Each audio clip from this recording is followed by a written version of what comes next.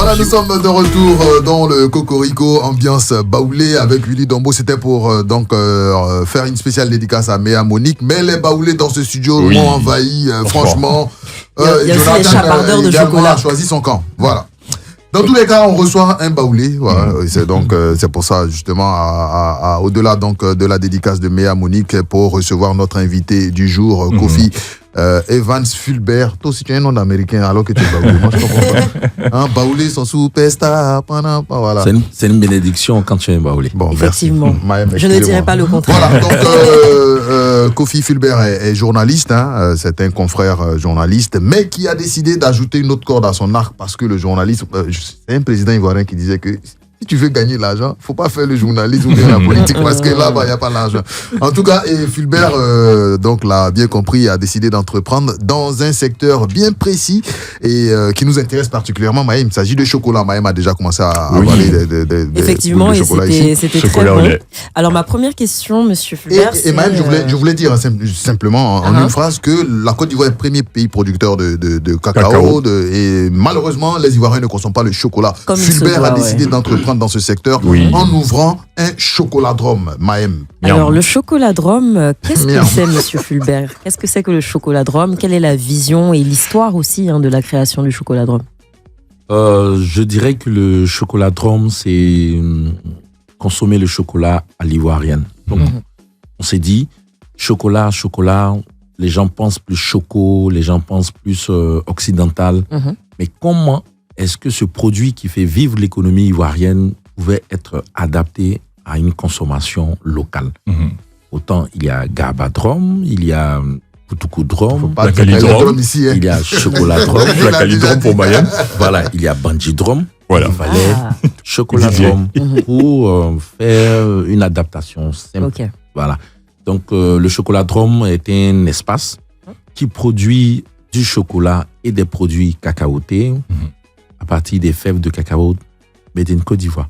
D'accord. Donc, qu'est-ce qu'on a comme produit concrètement? Donc, tout à l'heure, j'ai goûté des bonbons. On va dire ça, voilà. Qu'est-ce qu'il y a d'autre comme produits dérivés? On a le chocolat classique, donc chocolat au lait, chocolat blanc, chocolat noir. Ça, c'est le classique. Et puis, qu'est-ce qu'on a fait? On a créé des saveurs typiquement ivoiriennes. Voilà. Donc, il fait que au chocolat-drome, d'abord, il y a notre chocolat chaud traditionnel avec du gem-gem. On a notre chocolat chaud avec du néré. Et puis, on a le chocolat avec ce que vous venez de manger tout à l'heure, le café de menthe. Donc, on parle de cappuccino qui est occidental, mais on a utilisé le café de menthe. Et le café de menthe a une particularité. Oui, c'est un café très relevé et ajouté au chocolat fait sensation. Voilà, ça c'est comme ça que je veux dire. Et puis on a du chocolat au gem-gem, chocolat au piment, on a du chocolat bissap. Ça m'intéresse, ça. Au piment. Chocolat au piment. Vous aimez bien ça. Ça s'ennuie pas en tout cas côté ça. C'est le piment pessé. Aïe. Ça me rappelle Didier, donc. Piment pessé au chocolat. En fait, il fallait avoir, il fallait apporter quand même de l'originalité parce que le chocolat c'est connu. Mais quelle particularité allait avoir les chocolats du chocolat-drome? Il fallait trouver. Donc on s'est dit, il faut faire ce qui n'existe pas ou ce qui existe, mais il faut innover. C'est pour ça qu'on a, sinon on pouvait prendre n'importe quel piment. Mais je vous assure aussi qu'on a du chocolat au poivre noir. Donc, toute une variété. Oui, toute une variété qui en fait fait que quand vous êtes ivoirien et que vous arrivez au chocolat-drome, vous vous retrouvez automatiquement. On le fait rarement, mais on a pu mettre en place, par exemple, du tchèp au chocolat. Du tchèp au cacao. Autant pour moi. Alors ça, j'ai hâte. Il faut goûter. Bien sûr, il faut goûter à tout prix pour voir. Alors, Jonathan. Alors, quels sont les principaux objectifs et missions du chocolat-drome en ce qui concerne la promotion du chocolat ivoirien? Notre objectif premier, c'est d'ouvrir d'abord l'esprit de l'ivoirien, comme quoi, si vous produisez, vous devez transformer et consommer pour avoir une bonne partie de la manne. Et ensuite, c'est proposer quelque chose qui soit différent à tous ceux qui viennent. On reçoit beaucoup de touristes qui sont émerveillés de voir que on produit du chocolat pas comme ils ont l'habitude de voir. Effectivement. Et aussi, je dirais en fin d'objectif, c'est que chaque Ivoirien puisse se retrouver dans les produits issus du cacao de Côte d'Ivoire. Ça, c'est très important. On a dit chocolat parce que c'est le produit le plus connu. Comme dirait mon ami Gauze, c'est la seule drogue légale au monde. Effectivement. Voilà, c'est la seule drogue légale au monde. Mais si ceux qui fabriquent cette drogue légale ne consomment pas, il y a problème.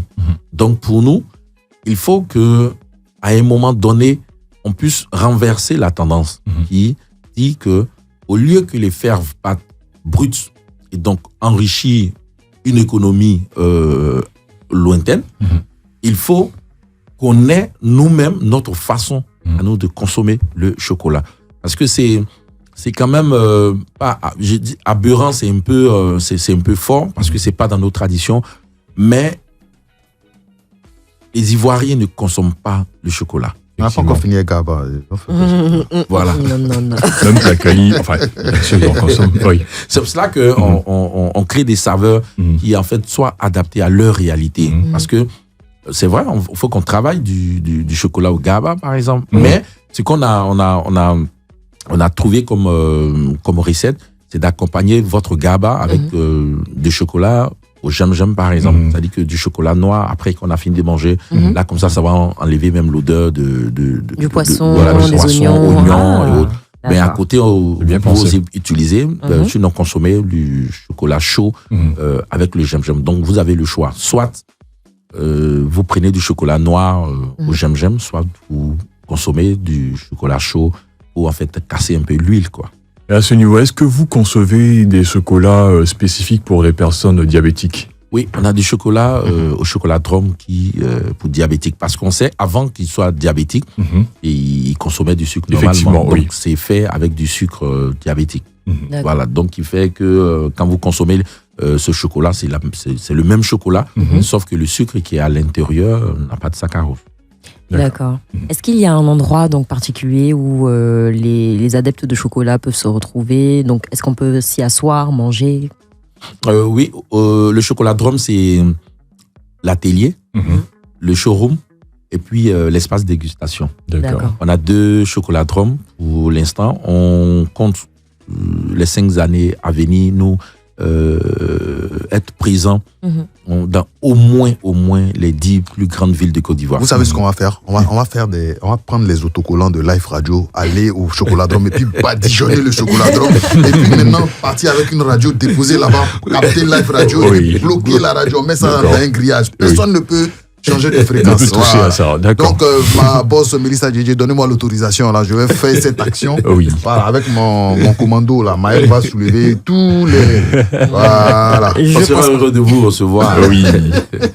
En tout cas, c'est vraiment très bien. Alors, quelles sont les actions, les activités justement que vous menez pour sensibiliser le public à consommer du chocolat, par exemple? Et surtout qu'on sait que pendant le Sahara, vous avez donc lancé un appel à financement sur Internet pour demander aux Ivoiriens de vous soutenir pour installer justement un stand. Comment, excuse-moi, mais je voulais qu'on revienne justement sur cet aspect, parlant de promotion auprès des populations. En fait, le chocolat Drum n'est pas une start-up ou je dirais une entreprise comme ça ordinaire. Ici, nous, on développe le concept d'entreprise sociale. Parce que on a un combat derrière le chocolat Drum. C'est de vulgariser au maximum les produits issus du cacao, donc le chocolat. Donc pour nous, en termes de marketing, sinon je dirais de promotion, on fait du bouche à oreille, on fait de la proximité, donc c'est du porte-à-porte. Par moment, on soulage les policiers sur les routes avec du chocolat chaud ou par moment aussi du chocolat glacé, parce que le chocolat, à la base, est thérapeutique. Lorsqu'on parle de chocolat, beaucoup voient le chocolat au lait, parce qu'on est tous habitués au lait, mais... Le chocolat noir, c'est le meilleur. le chocolat noir est meilleur. C'est bon pour les cardiaques, c'est bon pour la tension, c'est bon pour l'humeur, c'est bon pour les banderas, tout ça, c'est bon. Donc ça, beaucoup de personnes ne savent pas. Donc on s'est dit, il faut sensibiliser sur les valeurs même du cacao. Parce que quand on parle de cacao, les gens ne comprennent pas. Ils voient plus les fèves de cacao parties.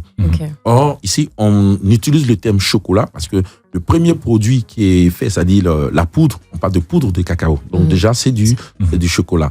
Donc, on part même à l'université par moment, on s'en va renforcer comme ça les étudiants avec du chocolat chaud quand ils sont en train d'étudier.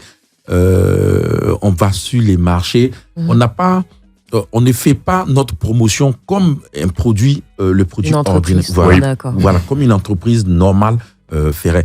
Le sujet du Sahara, en fait, le Sahara arrive à approcher. Et puis, on s'est dit, mais il fallait être au Sahara. Mais comment est-ce qu'on fait pour être au Sahara alors qu'on n'a pas les moyens? On a appelé les partenaires.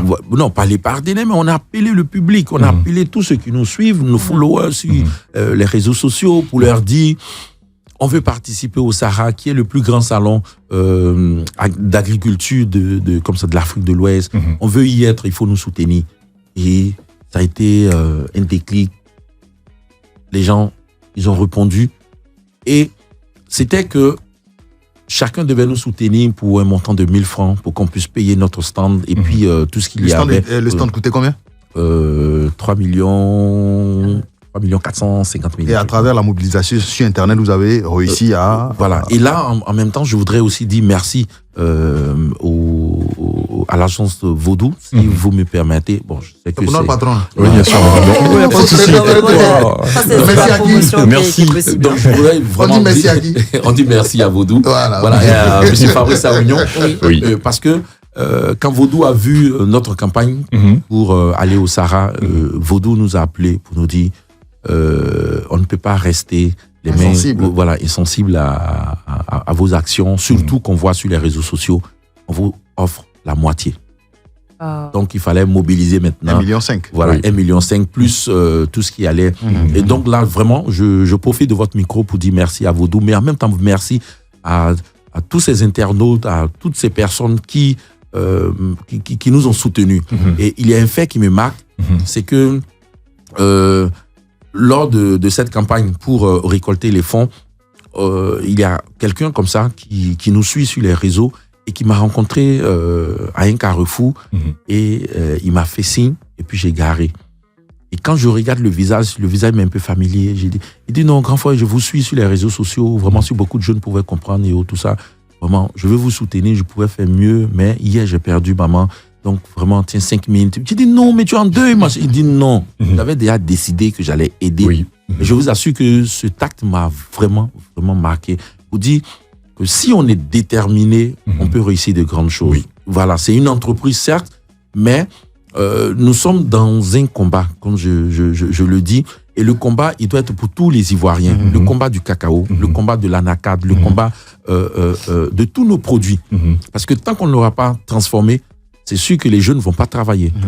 Voilà. Il faut qu'on transforme nos produits pour qu'il y ait de la consommation, mais en même temps, que ça puisse créer des emplois. En tout cas, parlant d'obsèques tout à l'heure, je voulais également saisir l'occasion au bon pour dire merci encore à Fulbert, parce que pour les obsèques de ma mère également, il s'est déplacé d'Abidjan à Bengourou avec des cargaisons de chocolat. Toute l'assistance pendant les obsèques ont eu droit justement au chocolat du chocolat Drôme, et c'est l'occasion encore une fois de dire merci à mon confrère et frère, donc Fulbert. En tout cas, le Cocorico soutiendra toutes les initiatives du chocolat Drôme. Je pense que le partenariat est signé. Maëm a déjà eu son paquet de chocolat. Et puis, il a été dérobé. On va aller à la publicité pour se retrouver juste après pour la suite de l'émission. Voilà, nous sommes de retour. C'était la chanson pour les Baoulés qui sont présents dans ce studio. Ils sont nombreux. Les puissants, ils sont trois.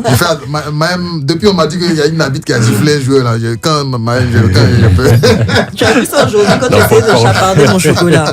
Alors, en tout cas, nous sommes toujours avec notre invité du jour, donc Fulbert Koufi, journaliste. Et il aime les gombos, donc il est également promoteur un vrai gomboïste du chocolat Drom. Mais c'est une initiative louable, car il s'agit justement de vulgariser la consommation du chocolat en Côte d'Ivoire à travers le chocolat avec les produits de notre terroir. C'est pourquoi justement le Cocorico a décidé de recevoir Fulbert aujourd'hui pour en parler des prochaines initiatives, des projets. Alors concernant les projets, bientôt c'est la période de mangue justement. Est-ce qu'il y a un projet spécifique à cette période? Oui, à chaque fois que la période de mangue arrive, on se rappelle de ce problème qu'on a eu, qui est devenu une saveur pour nous et une saveur qui marche. Mais c'est parti d'un problème. Oui, c'est parti d'un problème. Alors on a voulu faire des chips de mangue qu'on allait mettre dans le chocolat, parce qu'on a réussi avec les chips de banane qu'on a mis dans le chocolat. Et quand on a voulu faire les chips, on est allé acheter les mangues. Les mangues étaient trop mûres. Donc, lorsqu'on a mis au déshydrateur, ça ne passait pas. On était là, on avait près de beaucoup de cartons, pour 4 cartons de mangue. Qu'est-ce qu'on fait avec? Et puis bon, je me suis dit, bon, pourquoi est-ce qu'on ne ferait pas comme ça une purée de mangue? Et puis bon, mais en faisant, je ne sais pas qu'est-ce qui m'a pris. Et puis j'ai pris un peu de chocolat, de chocolat noir. Et puis j'ai associé, j'ai remué. Et puis quand j'ai goûté, j'ai écrit waouh. En tout cas, waouh. Une expérience fructueuse. Oui. C'était très bon. Et donc, et puis j'ai dit, bon voilà, on vient d'avoir une nouvelle saveur. Comme là-bas avec mes collaborateurs, je suis le premier cobaye. Donc quand le goûteur officiel. Oui, quand une inspiration me vient, que je crée, personne ne veut goûter. Personne ne veut goûter. Il dit non, monsieur, on attend si 2 jours tu es encore vivant. donc c'est comme ça qu'on a créé la saveur. Et 2 jours après, parce que quand on crée une saveur, on met en libre dégustation. Et il y a une colonie de Coréens qui étaient de passage au chocolat Drom, parce que comme je dis, on a beaucoup de touristes qui passent au chocolat Drom. Et puis on leur met les chocolats, ils goûtent. Quand ils tombent sur le chocolat à la mangue, et puis on entend un genre de la loque de Miami. Mais ils ont tout lapé. Maintenant, en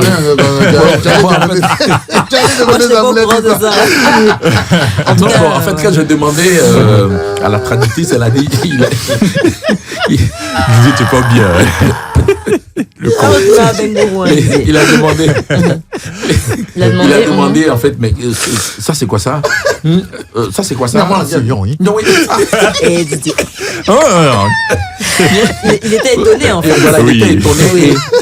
Et c'est sûr qu'il a senti le côté mangue, et puis donc il a demandé en coréen.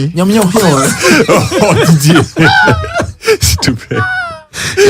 Et donc c'est parti. Okay. Donc ce jour, ils ont raflé tout ce qu'on avait produit. On n'avait même pas encore emballé. Ils ont raflé et ils ont passé une commande de près de 10 kilos.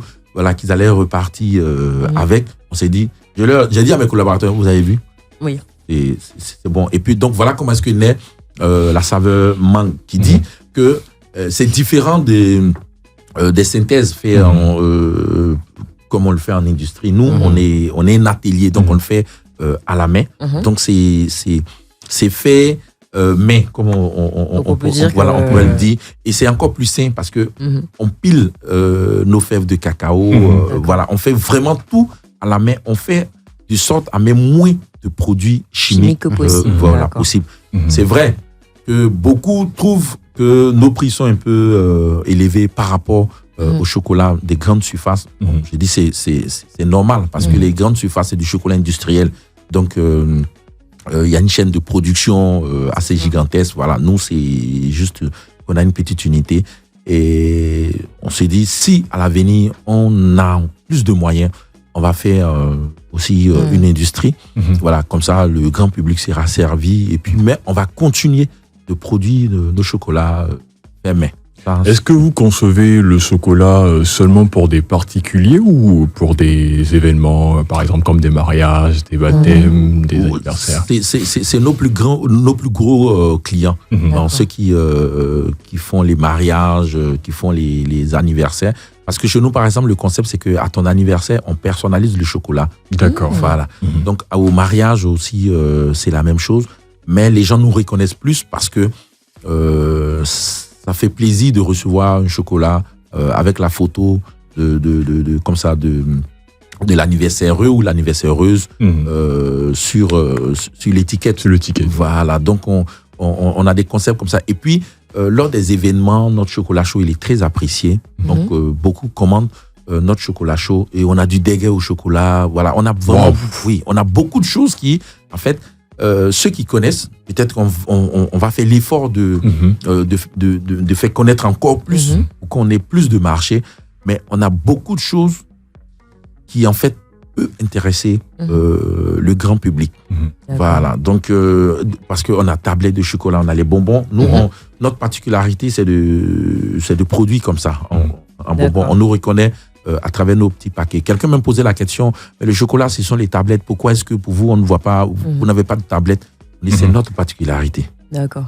Voilà, parce que nous, c'est du chocolat local et on veut marquer. Transformer au maximum.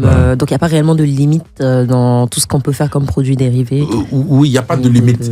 Au chocolat Drum, tous les jours, il y a nouveauté. D'accord. Donc, vous faites des dégustations? Oui, on organise les dégustations. On reprend nos dégustations du vendredi. D'accord. Voilà, les vendredis, par exemple, c'est dégustation à volonté.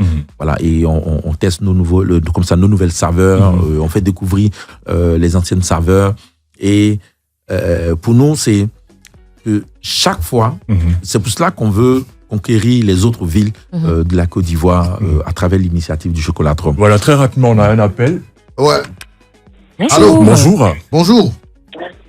Cocorico.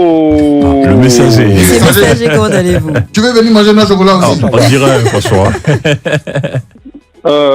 Excusez-moi, vous n'avez pas ouvert le micro pour qu'on appelle spécialement, mais je le fais parce que c'est important. Vous pouvez rentrer sans frapper. Vous pouvez rentrer sans frapper la porte. Ah, d'accord. Merci. Je vais dire bravo à mon frère là. Courage à lui. Ah, d'accord, merci. Mes félicitations, mon frère. Merci. Tu es vraiment une fierté nationale, une fierté africaine. Ah, là, courage à toi. Ça me touche. Si tu as de passage à la Riviera 2, tu cherches le chocolat Drum, c'est pas tout caché pour prendre. Bon, ok, ok, je la ferme. Spécial satisfait pour lui. Oui. Cependant, permettez-moi d'interpeller nos frères banquiers. Oui, il faut qu'on les interpelle. Qui sortent de leur cocon de 1900. Oui. Qui sortent de leur process du temps des Adam là. Ah ouais, on a est le loin. savoir-faire. On a l'expertise. On a les ressources humaines. On a les matières premières. Les frères comme celui-là, par exemple, on doit les aider. Oui. Prendre des risques, c'est le mot.